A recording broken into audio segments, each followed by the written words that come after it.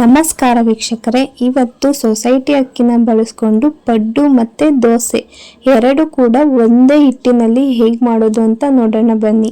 ಈ ರೀತಿ ಮಾಡಿಕೊಟ್ರೆ ಇನ್ನೂ ತಿನ್ಬೇಕು ಅಂತ ಅನ್ಸುತ್ತೆ. ನೀವಿನ್ನೂ ನನ್ನ ಚಾನಲ್ನ ಸಬ್ಸ್ಕ್ರೈಬ್ ಮಾಡ್ಕೊಂಡಿಲ್ಲ ಅಂದರೆ ದಯವಿಟ್ಟು ಸಬ್ಸ್ಕ್ರೈಬ್ ಮಾಡಿಕೊಂಡು ವಿಡಿಯೋ ನೋಡಿ. ನಿಮ್ಮ ಒಂದು ಸಬ್ಸ್ಕ್ರೈಬಿಂದ ಇನ್ನೂ ಹೆಚ್ಚಿನ ವಿಡಿಯೋಸ್ ಅಪ್ಲೋಡ್ ಮಾಡೋದಕ್ಕೆ ನನಗೆ ಹೆಲ್ಪ್ ಆಗುತ್ತೆ. ಮೊದಲಿಗೆ ವೀಕ್ಷಕರೇ, ನಾನಿಲ್ಲಿ ಅಕ್ಕಿ ಹಿಟ್ಟನ್ನ ತಗೊಂಡಿದ್ದೀನಿ.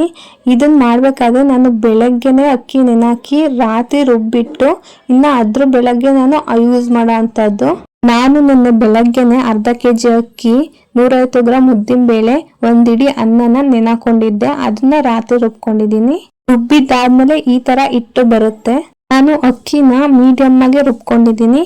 ಹಾಗೆ ರುಬ್ಕೊಂಡ್ರೆ ದೋಸೆನೂ ಹಾಕ್ಬೋದು, ಪಡ್ಡುನು ಮಾಡ್ಬೋದು, ಇಡ್ಲಿನೂ ಸಹ ಮಾಡ್ಬೋದು. ಇವಾಗ ವೀಕ್ಷಕರು ನಾನು ಸ್ವಲ್ಪ ಮಸಾಲೆನ ಆಡ್ ಮಾಡ್ಕೊತಾ ಇದ್ದೀನಿ. ಹಿಟ್ಟಿಗೆ ಸ್ವಲ್ಪ ಕರ್ಬೇವಿನ ಸೊಪ್ಪು ಹೆಚ್ಚಾಕೊತಾ ಇದ್ದೀನಿ, ಸ್ವಲ್ಪ ಕೊತ್ತಂಬರಿ ಸೊಪ್ಪು, ಸ್ವಲ್ಪ ಪುದೀನ, ಒಂದು ಈರುಳ್ಳಿ ಹಾಕೋತಾ ಇದ್ದೀನಿ. ನಾನು ಹಸಿಮೆಣಸಿನ್ಕಾಯಿನ ಒಂದು 6 ಹಾಕೊಂಡಿದ್ದೀನಿ. ನೀವು ಖಾರ ಸ್ವಲ್ಪ ಕಮ್ಮಿ ತಿನ್ನೋದಾದ್ರೆ 1-2 ಹಾಕೊಂಡ್ರೆ ಆಯ್ತು. ನೀವು ಖಾರ ತಿನ್ನೋದೇ ಇಲ್ಲ ಅಂತಂದ್ರೆ ಸ್ಕಿಪ್ ಮಾಡ್ಕೊಳ್ಳಿ. ನಾನು ತುರಿದಿರೋ ಅಂತ ಬೀಟ್ರೂಟು ಕ್ಯಾರೆಟನ್ನ ಹಾಕೊಂಡಿದ್ದೀನಿ. ರುಚಿಗೆ ತಕ್ಕಷ್ಟು ಉಪ್ಪು ಹಾಕೊಂಡು ಚೆನ್ನಾಗಿ ಕಲಿಸ್ಕೊಳ್ಳಿ. ನಾವು ಸೊಸೈಟಿ ಅಕ್ಕಿಲೇ ಮಾಡಲಿ ಯಾವುದೇ ಅಕ್ಕಿಲೇ ಮಾಡಲಿ ಸ್ವಲ್ಪ ಹೆಲ್ತಿಯಾಗಿ ನಾವು ಮಾಡ್ಕೊಂಡು ತಿನ್ಬೇಕಾಗುತ್ತೆ. ಹಾಗಾಗಿ ಬರೀ ಹಿಟ್ಟಲ್ಲಿ ಹಾಕೊಂಡು ತಿನ್ನೋ ಬದಲು ಈ ತರ ಮಿಕ್ಸ್ ಮಾಡ್ಕೊಂಡು ವೆಜಿಟೇಬಲ್ಸ್ ಎಲ್ಲ ಯೂಸ್ ಮಾಡ್ಕೊಂಡು ತಿಂದ್ರೆ ನಮ್ಮ ಬಾಡಿಗೂ ಸ್ವಲ್ಪ ಹೆಲ್ತಿ ಆಗಿರುತ್ತೆ. ಅದಕ್ಕೋಸ್ಕರ ಆ್ಯಡ್ ಮಾಡ್ಕೊತಾ ಇದ್ದೀನಿ. ನೋಡಿ, ಹಿಟ್ಟನ್ನ ಕಲಸಾದ್ಮೇಲೆ ಎಷ್ಟು ಚೆನ್ನಾಗಿ ಕಾಣ್ತಾ ಇದೆ ಪಿಂಕ್ ಕಲರ್ ಅಲ್ಲಿ. ಇವಾಗ ವೀಕ್ಷಕರೇ, ಗ್ಯಾಸ್ ಮೇಲೆ ಪಡ್ಡು ತವಾನ ಇಟ್ಕೊಂಡಿದ್ದೀನಿ. ಪಡ್ಡು ತವ ಬಿಸಿ ಆದ್ಮೇಲೆ ಮೊದಲಿಗೆ ಮಾಡ್ಬೇಕಾಗೋದು ಎಣ್ಣೆನ ಚೆನ್ನಾಗಿ ಸವರ್ಕೊಳ್ಳಿ. ಮೇಲೆಲ್ಲ ಸವರ್ಕೋಬೇಕಾಗುತ್ತೆ. ಪಡ್ಡು ಚೆನ್ನಾಗಿ ಬರಬೇಕು ಅಂತ ಅಂದ್ರೆ ನೀಟಾಗಿ ಮೊದಲಿಗೆ ಎಣ್ಣೆ ನೀಟಾಗಿ ಸವರ್ಕೊಂಡಿದ್ರೆ ಆರಾಮಾಗಿ ಬರ್ತವೆ. ಹಿಂಗೆ ಎದ್ದಿದ ತಕ್ಷಣ ಬಂದ್ಬಿಡುತ್ತೆ ಪಡ್ಡು, ಇಲ್ಲ ಅಂದ್ರೆ ಹಾಗೆ ಅಂಟ್ಕೋತಾ ಇರುತ್ತೆ. ಇವಾಗ ಹಿಟ್ಟನ್ನ ಒಂದೊಂದಕ್ಕೆ ಹಾಕೋತಾ ಬರೋಣ. ಮನೇಲಿರೋರ್ಗೆ ಈ ತರ ಮಾಡ್ಕೊಟ್ಬಿಟ್ರೆ 50 ಆದ್ರೂ ತಿನ್ಬಿಡ್ತಾರೆ ಪಡ್ಡುನ, ಅಷ್ಟು ಚೆನ್ನಾಗಿರುತ್ತೆ. ಎಷ್ಟೊಂದ್ ಜನರು ಮನೆಯಲ್ಲಿ ಮಕ್ಕಳು ತರಕಾರಿನೇ ತಿನ್ನಲ್ಲ ಅಂತ ಅಂತಿರ್ತಾರೆ. ಈ ತರ ತರಕಾರಿ ಆಡ್ ಮಾಡ್ಕೊಂಡು ಪಡ್ಡು ಆಗ್ಲಿ ಬೇರೆ ತರ ನಾವು ಯಾವುದೇ ದೋಸೆ ಹಾಕಿದ್ರು ಈ ತರ ವೆಜಿಟೇಬಲ್ಸ್ ನ ಆಡ್ ಮಾಡ್ಬಿಟ್ಟು ಕೊಟ್ರೆ ಅವರು ತಿಂತಾರೆ ಚೆನ್ನಾಗಿ. ನಾವು ಹಿಟ್ಟನ್ನ ಹಾಕಾದ್ಮೇಲೆ 1-2 ನಿಮಿಷ ಪ್ಲೇಟ್ ಮುಚ್ಚಿ ಬಿಟ್ಬಿಟ್ರೆ ಎಷ್ಟು ಚೆನ್ನಾಗಿ ಅಡಿಲಿ ರೋಸ್ಟ್ ಆಗಿರುತ್ತೆ ಅಂದ್ರೆ ನೀವೇ ನೋಡಿ, ಹಿಂಗಂದ ತಕ್ಷಣ ಬಂದ್ಬಿಡುತ್ತೆ. ನಾವು ಹಾಕಿರೋ ಎಲ್ಲಾ ಪಡ್ಡುನು ಅಷ್ಟೇ ಹಾಗೆ ಬಂದ್ಬಿಡುತ್ತೆ. ನೀವೇ ನೋಡಿ, ಹಿಂಗೆ ಸ್ಪೂನಲ್ಲಿ ಈ ತರ ಹಿಂಗೆ ಎಬ್ಬಿದ ತಕ್ಷಣ ಬಂದ್ಬಿಡುತ್ತೆ. ಅಷ್ಟು ಚೆನ್ನಾಗಿ ಹಿಟ್ಟು ಹೊಂದ್ಕೊಂಡಿರುತ್ತೆ. ಇದೇ ರೀತಿ ಎಲ್ಲಾ ಪಡ್ಡುನು ಈ ತರ ಉಲ್ಟಾ ಮಾಡ್ಬಿಟ್ಟು ಇನ್ನೊಂದ್ಸಲ ನಾವು ಅದ್ರ ಮೇಲೆ ಪ್ಲೇಟ್ ನ ಮುಚ್ಚಿ ಬೇಯಿಸ್ಕೋಬೇಕಾಗುತ್ತೆ.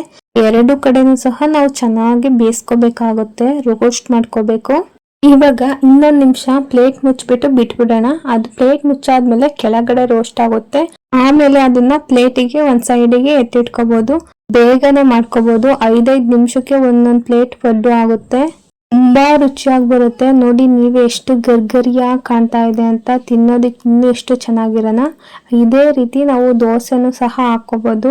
ದೋಸೆ ಹೆಂಗ್ ಹಾಕೋಬೇಕು ಅಂದ್ರೆ ಒಂಥರ ಪ್ಲೇಟ್ ದೋಸೆ ತರನೇ ಹಾಕೋಬೇಕಾಗುತ್ತೆ. ಯಾಕಂದ್ರೆ ನಾವು ಮೀಡಿಯಂ ಸೈಜಲ್ಲಿ ಅಕ್ಕಿ ರುಬ್ಬಿರ್ತೀವಿ. ಮೊದಲಿಗೆ ಹೆಂಚಿಟ್ಕೊಂಡು ಚೆನ್ನಾಗಿ ಎಣ್ಣೆ ಹಾಕೊಳ್ಳಿ. ಚೆನ್ನಾಗಿ ಎಣ್ಣೆ ಸವರ್ಕೋಬೇಕು ಹೆಂಚಿಗೆ.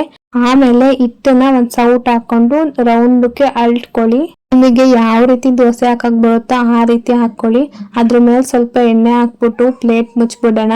ನಿಜವಾಗ್ಲೂ ಹೇಳ್ತೀನಿ ವೀಕ್ಷಕರೇ, ದೋಸೆನೂ ಸಿಕ್ಕಾಪಟ್ಟೆ ಚೆನ್ನಾಗಿ ಬರುತ್ತೆ. ತಿನ್ಬೇಕಾರಂತೂ ಅಷ್ಟು ಚೆನ್ನಾಗಿರುತ್ತೆ.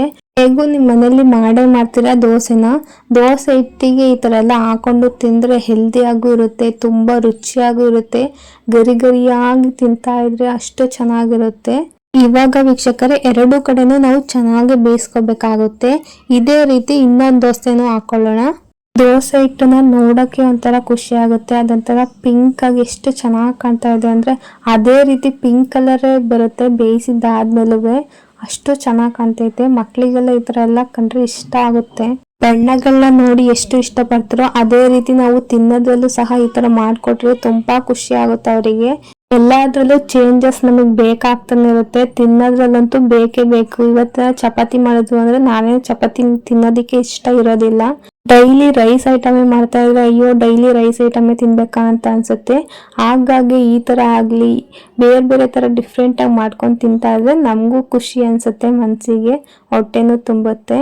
ಇವಾಗ ದೋಸೆ ಪಡ್ಡು ಎರಡಕ್ಕೂ ಕಾಂಬಿನೇಷನ್ಗೆ ಚೆನ್ನಾಗಿರೋ ಟೊಮೊಟೊ ಚಟ್ನಿ ಮಾಡ್ಕೊಳ್ಳೋಣ. ಟೊಮೊಟೊ ಚಟ್ನಿ ಮಾಡ್ಕೊಳ್ಳೋದಿಕ್ಕೆ ಇಲ್ಲಿ ಬಾಣಲಿ ಇಟ್ಕೊಂಡಿದ್ದೀನಿ ಗ್ಯಾಸ್ ಮೇಲೆ. ಒಂದು 3 ಟೊಮೊಟೊ ಹಾಕೊಂಡಿದ್ದೀನಿ. ಒಂದು 5 ಎಲ್ಕು ಬೆಳ್ಳುಳ್ಳಿ ಹಾಕೊಂಡಿದ್ದೀನಿ. ಇವಾಗ ಎಣ್ಣೆಯಲ್ಲಿ ಚೆನ್ನಾಗಿ ಫ್ರೈ ಮಾಡ್ಕೋಬೇಕಾಗುತ್ತೆ. ಈ ಟೊಮೊಟೊ ಚಟ್ನಿ ಅಂತೂ ನಂಗೆ ಫೇವ್ರೇಟ್ ಅಂತಾನೆ ಹೇಳ್ಬೋದು. ಅಷ್ಟು ಸೂಪರ್ ಆಗಿ ಬರುತ್ತೆ. ನಾನು ಮಾಡಿದ್ನೆಲ್ಲ ಅದೇ ರೀತಿ ಮಾಡ್ಕೊಳ್ಳಿ. ಮನೇಲಿರೋ ಅಂತ ಒಂದು 4 ಐಟಮ್ ಹಾಕಿ ಮಾಡಿರೋದು. 2 ನಿಮಿಷದಲ್ಲೇ ರೆಡಿ ಆಗೋಗುತ್ತೆ. ತುಂಬಾ ಬೇಗನೆ ಮಾಡ್ಬೋದು. ತುಂಬಾ ರುಚಿಯಾಗೂ ಇರುತ್ತೆ. ಪುದೀನ ಕೊತ್ತಂಬರಿ ಸೊಪ್ಪು ಹಾಕೊಂಡಾದ್ಮೇಲೆ ಚೆನ್ನಾಗಿ ನಾವು ಡ್ರೈ ಮಾಡ್ಕೋಬೇಕಾಗುತ್ತೆ. ಟೊಮೊಟೊ ಒಟ್ಟಿಗೆ ಫ್ರೈ ಮಾಡಬೇಕು. ನಾನು ಹಾಕೊಂಡಿರೋದ್ರಲ್ಲಿ ಯಾವುದು ಕೂಡ ಸ್ಕಿಪ್ ಮಾಡ್ಕೋಬೇಡಿ. ಎಲ್ಲಾ ಐಟಮ್ ಹಾಕೊಳ್ಳಿ. ನಾನು ಹಾಕೊಂಡಿರೋದು 4 ಐಟಮ್ ಅಷ್ಟೇ. ಈ ಚಟ್ನಿ ಎಲ್ಲದಕ್ಕೂ ಕಾಂಬಿನೇಷನ್ ಸೂಪರ್ ಆಗಿರುತ್ತೆ. ರೊಟ್ಟಿ, ಚಪಾತಿ, ಮುದ್ದೆಗೂ ಸಹ ಸಖತ್ತಾಗಿರುತ್ತೆ. ಈ ಚಟ್ನಿ ಆರಾಮಾಗಿ ಈಸಿಯಾಗಿ 2 ನಿಮಿಷದಲ್ಲಿ ಮಾಡ್ಕೋಬಹುದು. ನೋಡಿ, ಈ ರೀತಿ ಎಣ್ಣೆನಲ್ಲಿ ಫ್ರೈ ಆಗಬೇಕು. ಟೊಮೊಟೊ ಈಗಾಲ ಎಣ್ಣೆಲಿ ಫ್ರೈ ಆಗಿದೆ. ಇಷ್ಟು ಫ್ರೈ ಆದ್ರೆ ಸಾಕು. ಇವಾಗ ರುಬ್ಬೋದಿಕ್ಕೆ ಹಾಕೊಳ್ಳೋಣ. ಇವಾಗ ರುಚಿಗೆ ತಕ್ಕಷ್ಟು ಉಪ್ಪು ಹಾಕೊಂಡು ಚೆನ್ನಾಗಿ ಒಂದ್ಸಲ ರುಬ್ಕೊಳ್ಳೋಣ. ಒಂದ್ಸಲ ರುಬ್ಕೊಂಡಾದ್ಮೇಲೆ ಇವಾಗ ಖಾರ ಹಾಕೋತಾ ಇದ್ದೀನಿ. ನಾನು 2 ಸ್ಪೂನ್ ಖಾರದ ಪುಡಿ ಹಾಕೋತಾ ಇದ್ದೀನಿ. ನಿಮ್ಗೆ ಎಷ್ಟು ಖಾರ ಬೇಕೋ ಅಷ್ಟು ಹಾಕೊಳ್ಳಿ. ಇವಾಗ ರೆಡಿ ಆಯ್ತು ಸಖತ್ ರುಚಿ ಕೊಡುವಂತ ಚಟ್ನಿ. ಇವಾಗ ನಾವು ಮಾಡಿರೋ ಪಡ್ಡು ಮತ್ತೆ ದೋಸೆ ಜೊತೆಗೆ ಒಳ್ಳೆ ಬ್ಯಾಟಿಂಗ್ ಮಾಡೋಣ. ನೀವು ಈ ರೆಸಿಪಿನ ಖಂಡಿತ ನಿಮ್ಮ ಮನೇಲಿ ಒಂದ್ಸಲ ಟ್ರೈ ಮಾಡಿ. ತುಂಬಾ ರುಚಿಯಾಗಿ ಬಂದೇ ಬರುತ್ತೆ. ಈ ವಿಡಿಯೋ ಇಷ್ಟ ಆದ್ರೆ ಲೈಕ್ ಮಾಡಿ, ಶೇರ್ ಮಾಡಿ. ನನ್ನ ಚಾನಲ್ನ ಸಬ್ಸ್ಕ್ರೈಬ್ ಮಾಡ್ಕೊಳ್ಳೋದನ್ನ ಮರಿಬೇಡಿ. ಇದೇ ತರ ಈಸಿ ರೆಸಿಪೀಸ್ಗೆ ನನ್ನ ಚಾನಲ್ನ ಫಾಲೋ ಮಾಡ್ತಾ ಇರಿ. Thank you.